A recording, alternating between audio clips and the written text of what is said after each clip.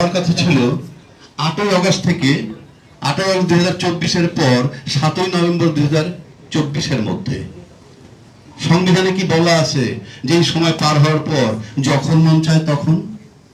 আপনি 2026-এ 12ই ফেব্রুয়ারি নির্বাচন করলেন থেকে এই নির্বাচন করার বৈধতা দেওয়া হয়েছে এই জুলাই সনদ বাস্তবায়ন।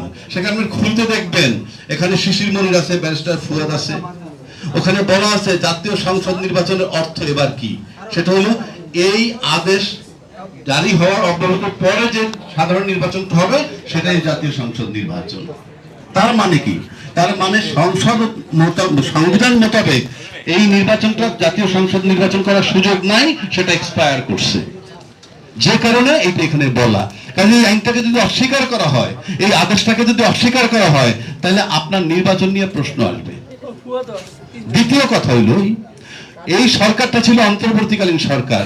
যে সরকার সংবিধানের মধ্যে নাই, সে সরকার এই সংবিধান চালাবে কিভাবে? এটা ভেরি সিম্পল।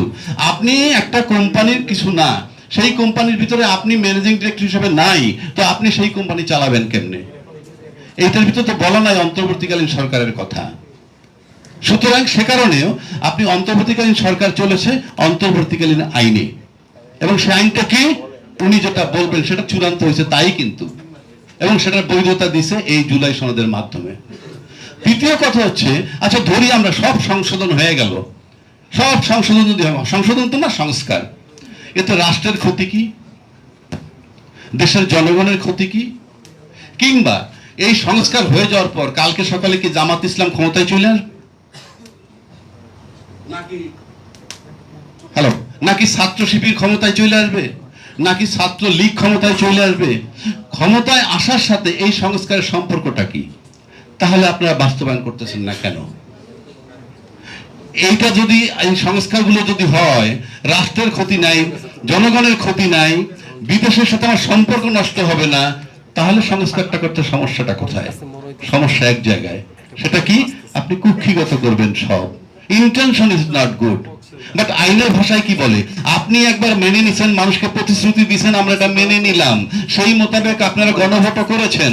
এই যে প্রতিশ্রুতি দেওয়া, আমার কাছে মনে হয় শিশির মনির বলবে, ব্যারিস্টার ফুয়াদ আসে সে বলবে, একবার যদি আপনি প্রতিশ্রুতি দেন সেখান থেকে আপনি আর ফিরে আসতে পারবেন না। আপনাদের প্র্যাকটিক্যাল লাইফও দেখবেন, ঘরে ফ্যামিলিকে যদি একটা কথা দেন যে এটা করব, পরে দেখলেন যে আপনার অ্যাবিলিটি নাই, ফিরে আসা কষ্ট। তার মানে কি? আইনটা কিছুই না, আপনার ইন্টেনশন। আপনি রাজি হয়েছেন, সম্মতি দিয়েছেন, প্রধানমন্ত্রী বলছেন যে আপনারা হাতে ভোট দিবেন। এখন প্রধানমন্ত্রী কিন্তু একেবারেই নীরব। তাহলে প্রধানমন্ত্রীর কথার মূল্যায়ন কোথায়? প্রধানমন্ত্রী কেন কথা বলছেন না?